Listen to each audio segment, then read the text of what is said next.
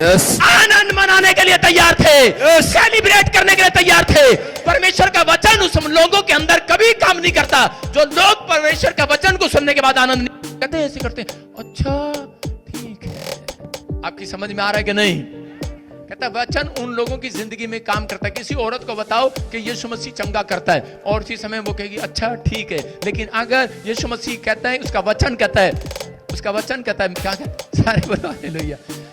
आपको पता होना चाहिए।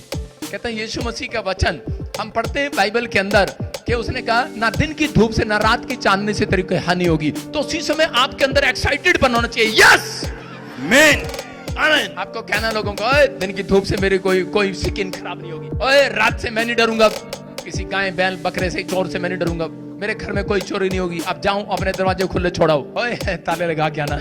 जिसको भरोसा नहीं है वो ताले लगा के आना, जिसको भरोसा है खुले छोड़ाना। समझ रहे हो? हाँ कि ना?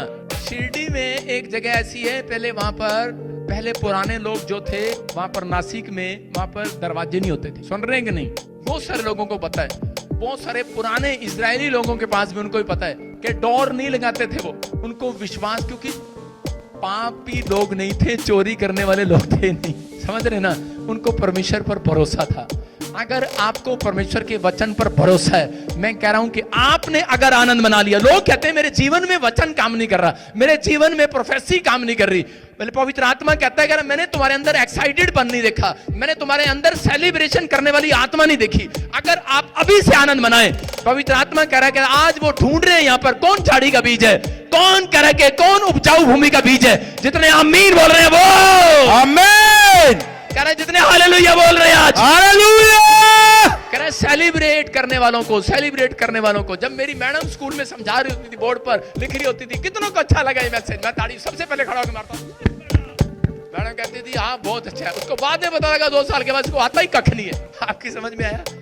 आपको समझ आए ना, लेकिन आपको इस समय खड़े होकर ताड़ी मारना है कि नहीं मारना? हालेलुया हालेलुया बोलना है कि नहीं बोलना? हालेलुया। जब वचन को, इसका मतलब वचन आपको अच्छा लग रहा है, कह रहा मैं ना तो तू दिन की धूप से ना रात की चांदनी से तेरी कोई हानि होगी। कह रहा तेरे निकट 1000 तेरे दाहिनी और 10,000 गिरेंगे परंतु तेरे पास ना आएगा। कितनों को अच्छा लग रहा है ये? कितनों को अच्छा लग रहा है ये? कह रहा तेरे निकट आ जा, कह रहा तेरे निकट कोई नहीं, शैतान नहीं आएगा, याद रखना। कह रहा तेरे डेरे के निकट कोई दुख नहीं आएगा, याद रखना। कोई विपत्ति तुझ पर ना पड़ेगी। तूने जो मुझसे प्रेम किया इसलिए मैं तुझे छुड़ाऊंगा और ऊंचे स्थान पर ले जाऊंगा।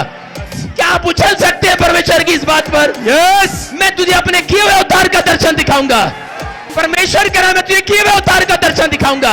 जो परम प्रधान के छाया सामने बैठा रहेगा वो सर्वशक्तिमान की छाया में ठिकाना पाएगा। आमीन। क्या आप अंगीकार करते हैं कि नहीं? yes! क्या आप सेलिब्रेट मना रहे हैं कि नहीं?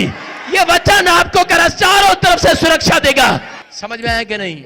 जितने वचन में सेलिब्रेट मना रहे थे बैठ जाएं जोर से। आमीन। आपके लिए सेलिब्रेशन के दिन आ रहे हैं। आमीन। समझ में आया? भजन संहिता जब मैं पढ़ता हूं तो मैं ऐसे नहीं पढ़ता भजन संहिता। मैं भजन संहिता ऐसे पढ़ने के बाद, उस वचन को पढ़ने के बाद उछलता हूं और उसको मैं ग्रहण करता हूं कि ये मेरे लिए है।